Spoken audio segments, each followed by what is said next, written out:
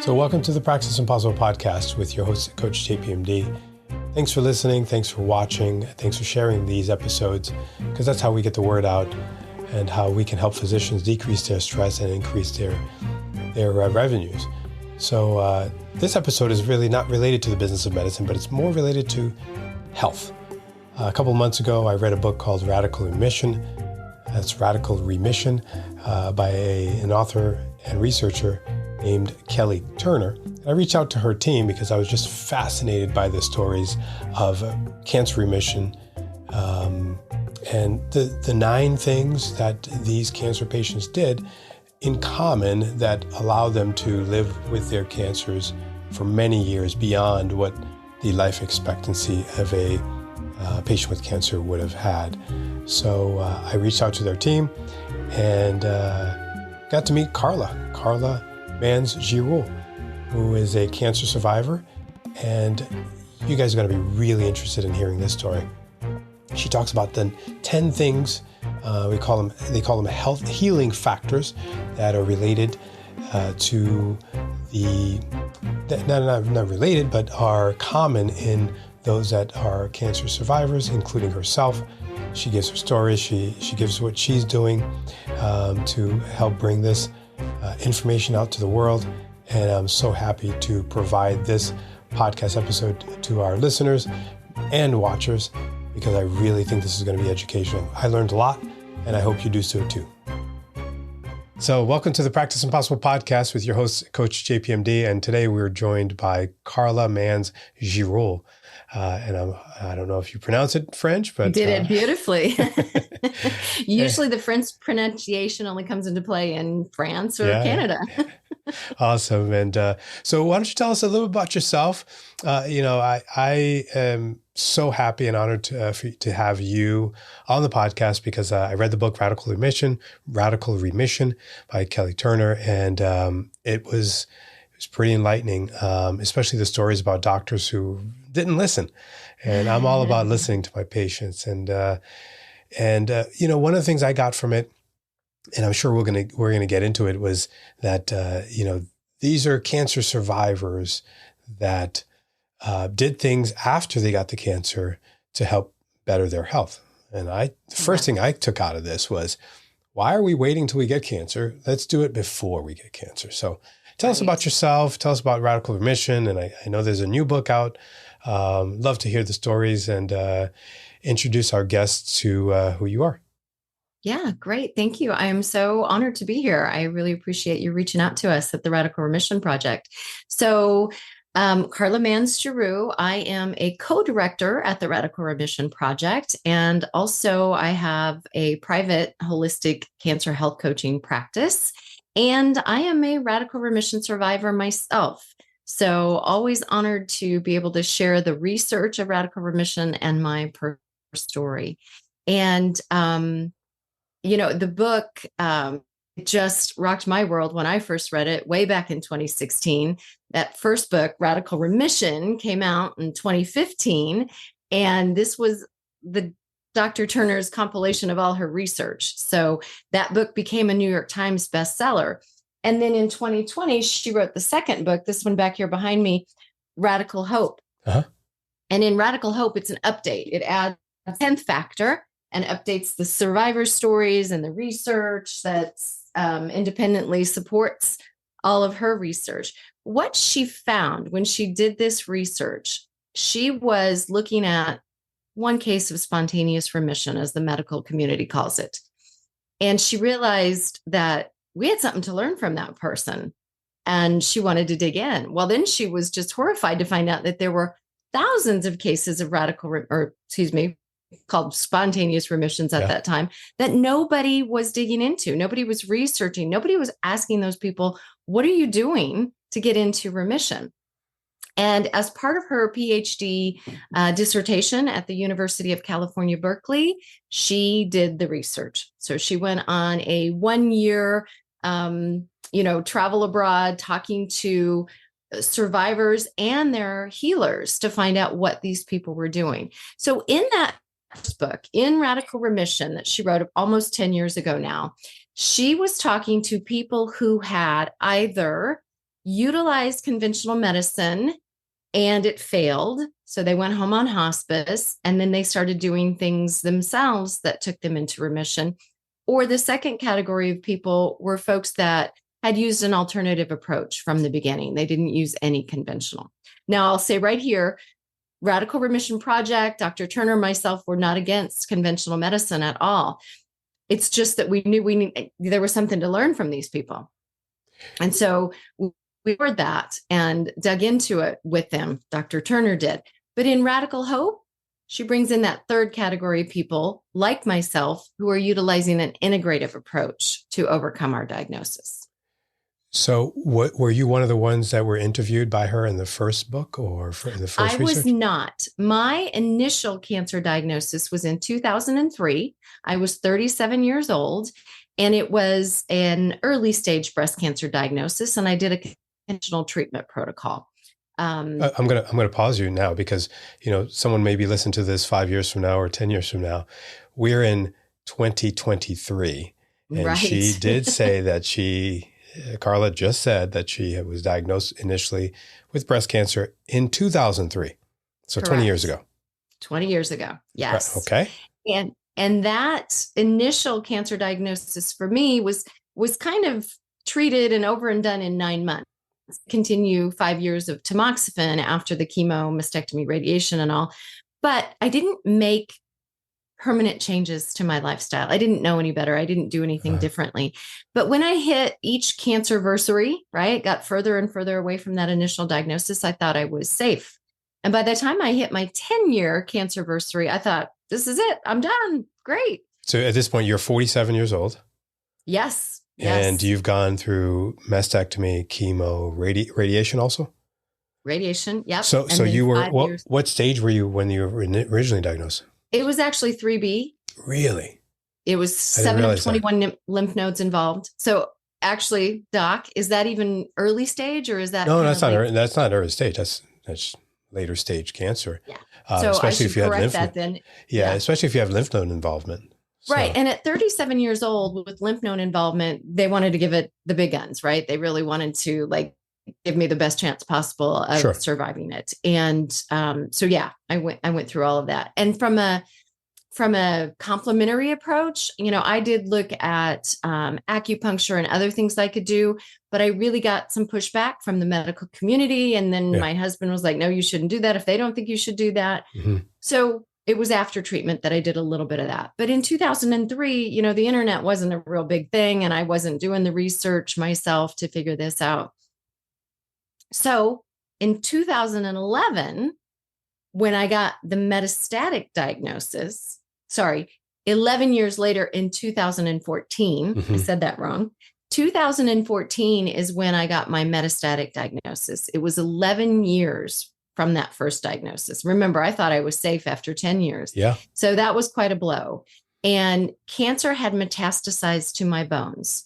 And it was all over my spine, my pelvis, my rib, clavicle, hips. It was kind of everywhere in my torso, the bones.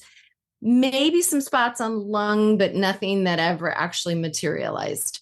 So I immediately decided to make some big changes. I knew I needed the lifestyle changes to go with the conventional medicine. So I did take the hormone blocking drugs. I had a hormone receptor positive cancer.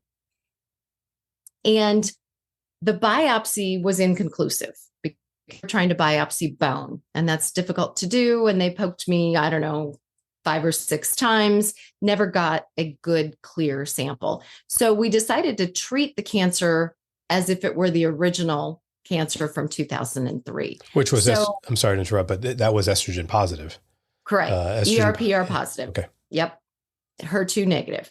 And so that's the route we took, and the cancer immediately responded.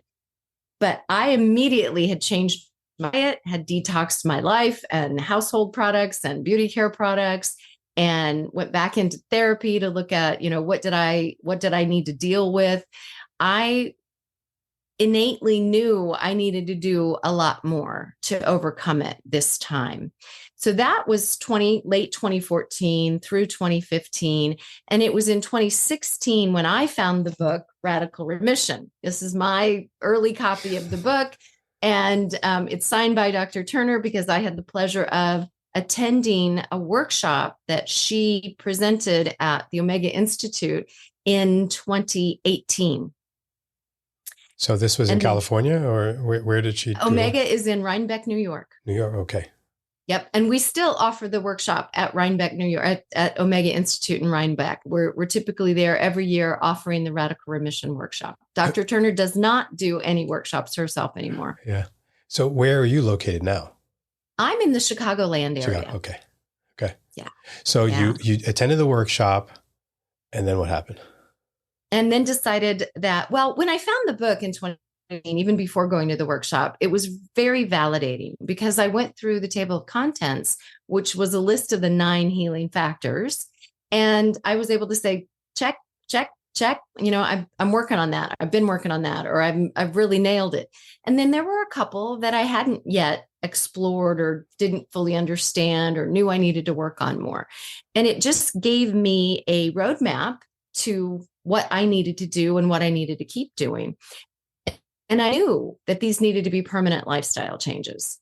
And in Dr. Turner's research, what those 1,500 plus radical remission survivors led her to determine was that these common 10 healing factors that every single one of them were doing needed to be permanent lifestyle changes that they made in order to overcome their diagnosis.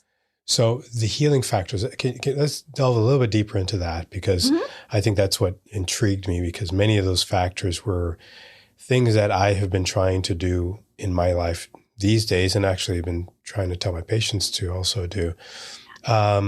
So she asked patients questions and she surveyed them, and there were different factors that patients were doing that not all of them were doing. But these 9 or now 10 factors is what she found in patients who survived cancer. Exactly. All of them were doing?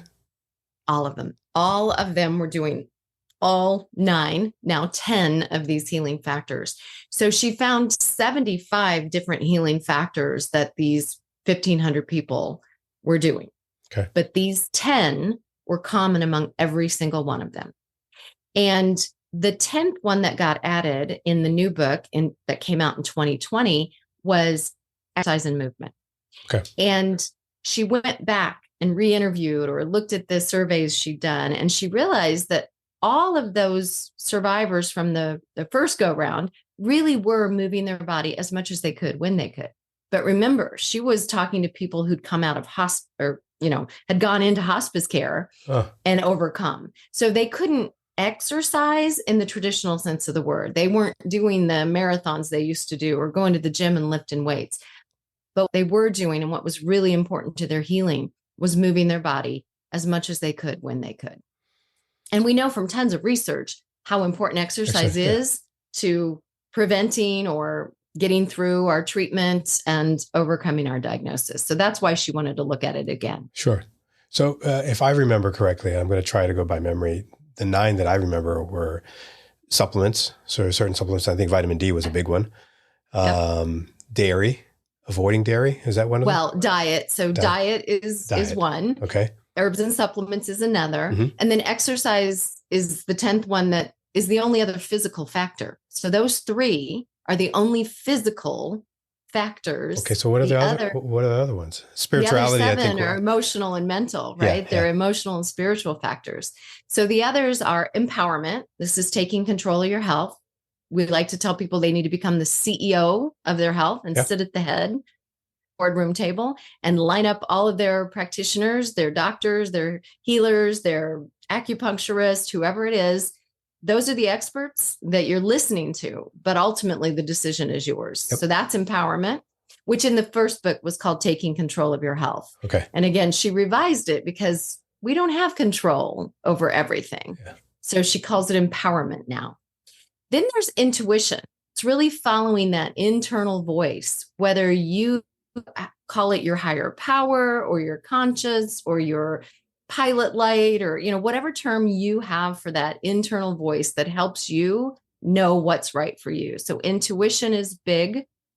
There's releasing. suppressed and negative emotions, Hmm. increasing our positive emotions. Social support is huge. And we know from a lot of research that social support can be more beneficial to our health than smoking, not drinking, and not eating fatty foods all combined. And then there's spirituality. We deepen our spirituality, deepen that connection with something bigger than ourselves. And then strong reasons for living. What's your why for being on this earth? I think I got all 10. Yeah, and some of them overlap with what Dan Buettner has been doing in the Blue Zones as well. Yes. When you look at the spirituality, you look at the Moais or the tribes that you hang out with, and so if you don't have that social support, you don't live as long. And so there are people who have lifelong friends that can support you in the good and the bad times. And that's really key. That's amazing. So has anyone replicated this research? Because I haven't done enough research to see if anyone has done something similar in cancer survivors. You know, there's a lot of books coming out around the cancer outcomes, around remissions, that really overlap this. So maybe not replicating this exactly, but when you look at others, Lorenzo Cohen at MD Anderson wrote a book, Anti-Cancer Living, as a follow-up to the earlier book. And I can't remember the gentleman's name, but what was the name of what was the name of the doctor?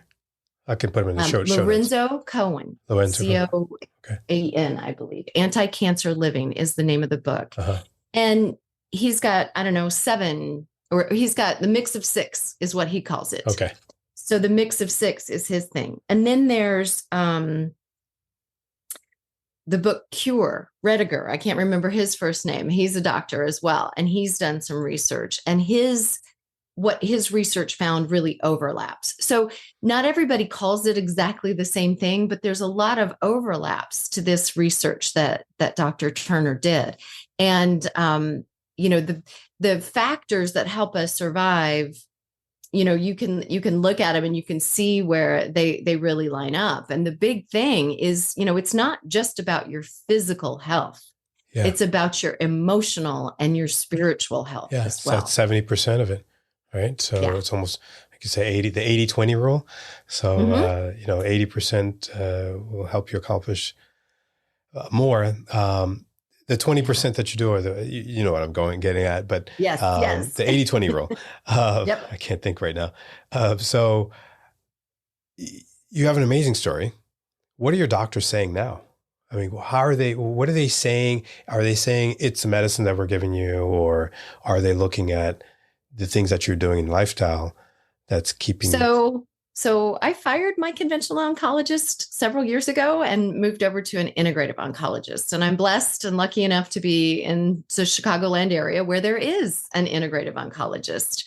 And I switched over because the conventional oncologist did not support me or partner with me on my lifestyle changes. He didn't think diet mattered. He didn't think exercise mattered. He didn't think the emotional and spiritual stuff mattered. For him, it was take this pill and you'll be fine. And he did tell me, to his credit, that this was a chronic disease we could manage. Okay. And when he told me that in the very beginning, it gave me a lot of empowerment. I'm like, fine, I know how to manage things. I can manage the hell out of this, and I'm going to, because I intend to live to be 100 plus healthy and sane. It's always been a goal. That's wonderful. I am not giving up on that goal. Yeah, and you look at the statistics, you're obviously beating that. If you look at, you know, I did a little bit of research on the survival. I'm sharing a screen now. If you're listening to this on an audio, I'm actually sharing a screen on the American Cancer Society's surveillance, the data that's from the surveillance epidemiology and results database that's compiled by the National Cancer Institute. And the 5-year survival of metastatic breast cancer, when it's had distant metastasis, is 30%.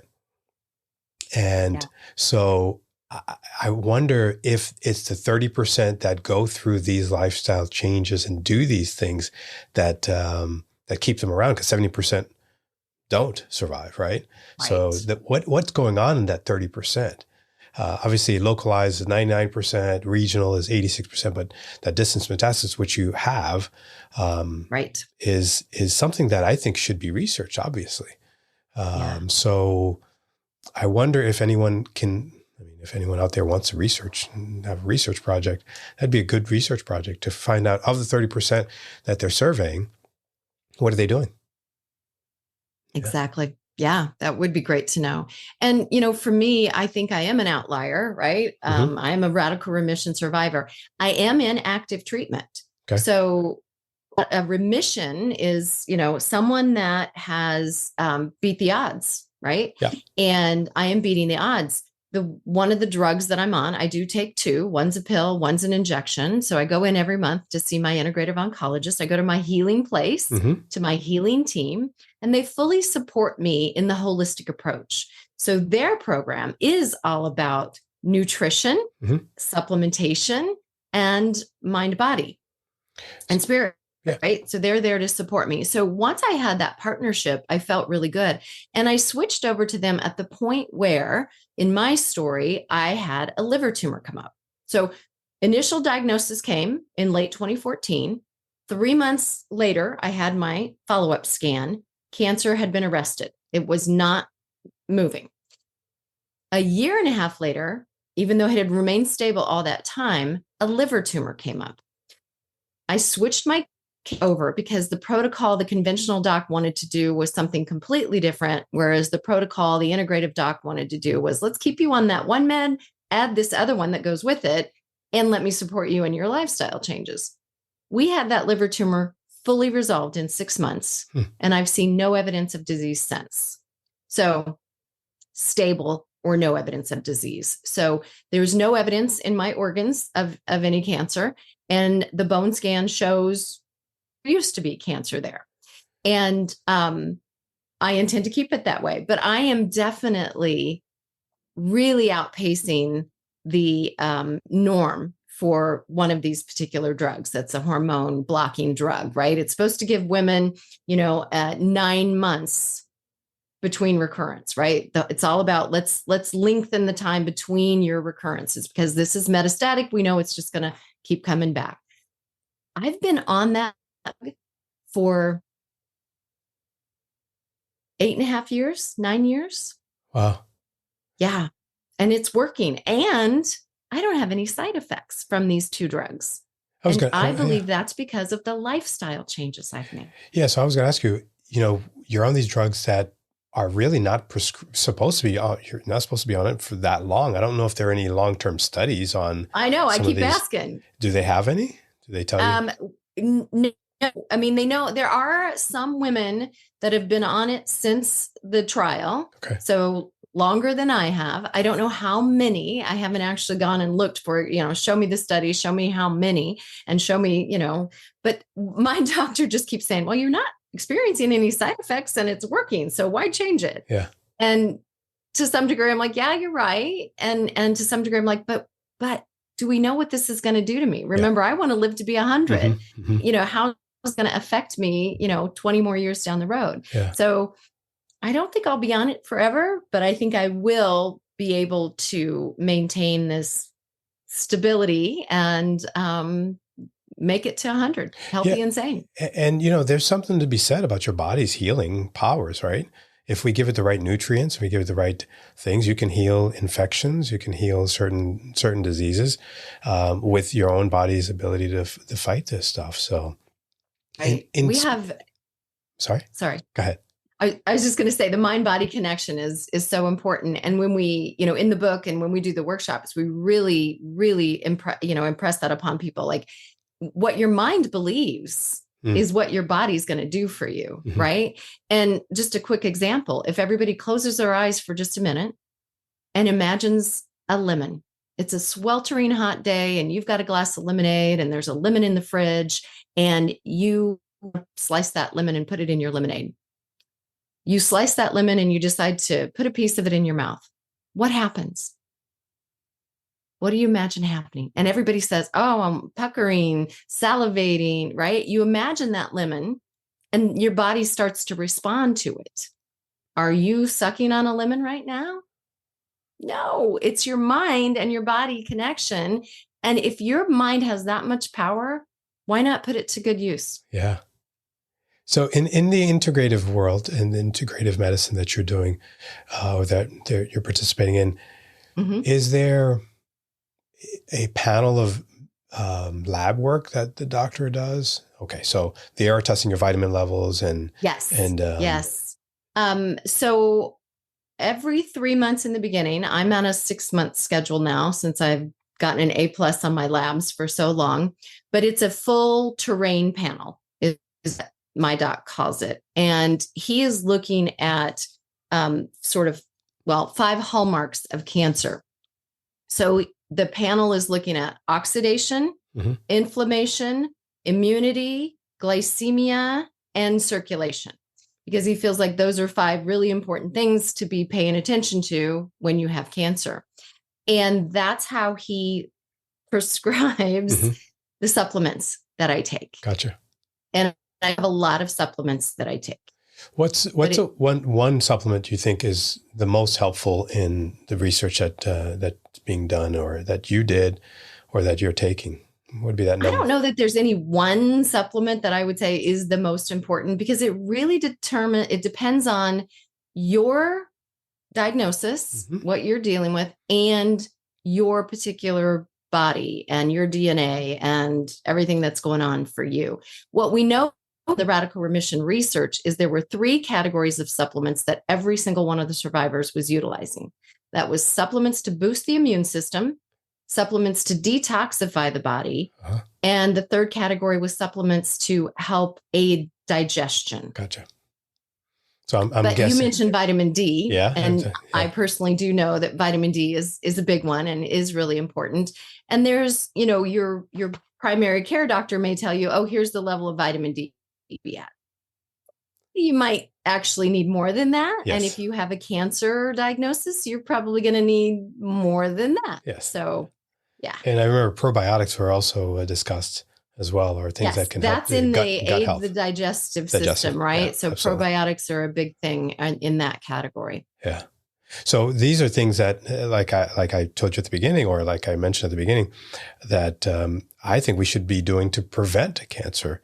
So this is not something that obviously we don't want to get cancer, but when we do get it, we can shift. But why not shift before? What do you think are the barriers to patients switching before? Because I try to tell my patients, and you were in the situation where you had to make those radical changes.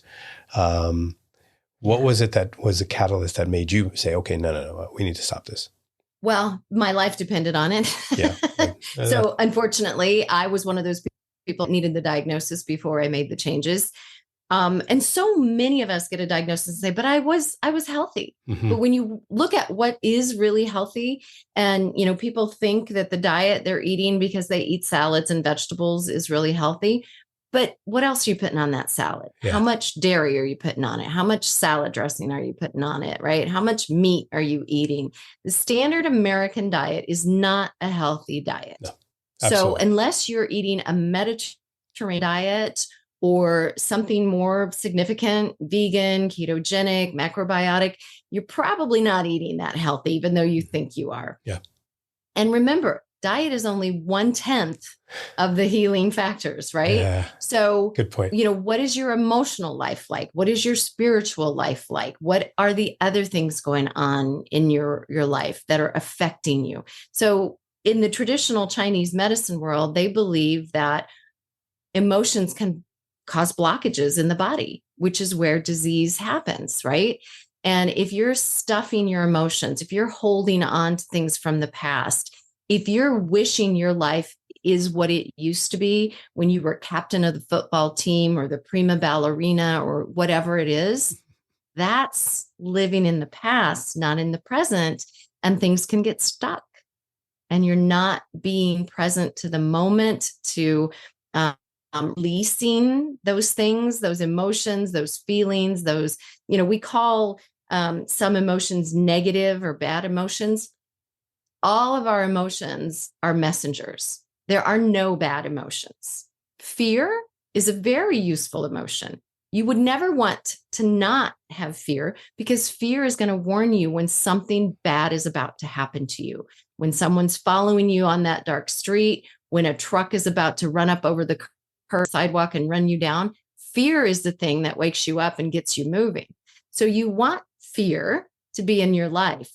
What you need to do is start working with your emotions.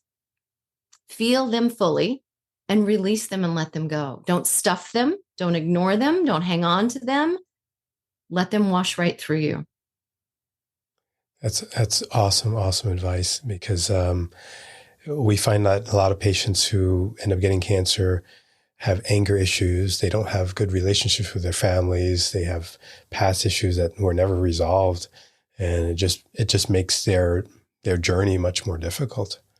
Yeah, that's really true. And maybe not everybody can point to something like that, but many of us with a diagnosis can. Yeah. But back to that whole, let's reduce our risk of cancer. How do we prevent it, or at least reduce our risk of it? I so wish people would adopt these lifestyle changes that I've adopted in order to prevent their own diagnosis. And then if they were to get a diagnosis, they're going to be in so much better shape to handle that diagnosis and whatever the treatment may be, if they choose to do conventional treatment. But so many people have a hard time with change. And I can't tell you how many people say, oh, I could never give up my wine. I could never give up my cheese. I could never give up, red meat. Yes, you can. I gave up all of that, and I'm still living, and I'm healthier than I ever was. And I like to say I'm 95%, I'm healthier than 95% of the people on the planet. I just happen to have a little cancer diagnosis in my medical chart. It's all in how you see it. How you spin it, right? And mindset's huge. I mean, we talked about the mind-body connection. So as a cancer coach, I really help people work on their mindset and their beliefs. If you say, I could never, well, we need to work on that. Yeah. You just put that in your conscious, your subconscious. Mm-hmm. Yep. Yeah, it's true. So how do you do that? I know that you have workshops. I know that you have seminars. Tell us about some of the workshops that you have, because I think I'm super interested in getting you down to Florida. If you can come down to Florida maybe sometime. I would love to come to Florida. I live in Chicago. So can I come in February? Yes, you can. Okay, great. Love to be able to host you, and maybe even bring you to one of our wellness centers in the community, where we can bring patients and maybe even doctors who may have a little bit more of an open mind than most of our providers. But we here practice impossible, and we want physicians to understand that there are other ways of doing things that we may not have been taught in medical school. So tell us about your workshops. I would so love to get more doctors, more practitioners into this new way of thinking, because lifestyle medicine is definitely a thing, and should be more of a thing. So the more doctors that we can get in on that, the better. So at the Radical Remission Project, what we do is train coaches and practitioners to deliver the workshops or the one-on-one coaching around these 10 healing factors and the research behind it. We've trained coaches and practitioners. We've got doctors and nurses and mental health practitioners and acupuncturists and all sorts of people that are learning this research and then incorporating it into their practice. Or if they're a coach, right, they're just utilizing these 10 healing factors, delivering workshops, delivering one-on-one coaching or group coaching. So in my personal practice with my partner, we have a community we call the Health Navigators. It's a virtual cancer wellness community. And so we're offering the workshops virtually and in person, as do some of the other coaches, right? They're offering these workshops so you can come and learn these 10 healing factors, learn how to apply them to your life. And in the workshop, we're going through each of the factors, and the real juicy part of the workshop is the activities that we take you through around each one of these factors to help you figure out, how can I apply this to my life? How can I walk away from this great workshop, go back to my day-to-day life, and figure out how to do this lifestyle change? And change is hard. I have a background in change management. I know how hard change is for people. There are some of us that are early adopters, and there are others that are late adopters.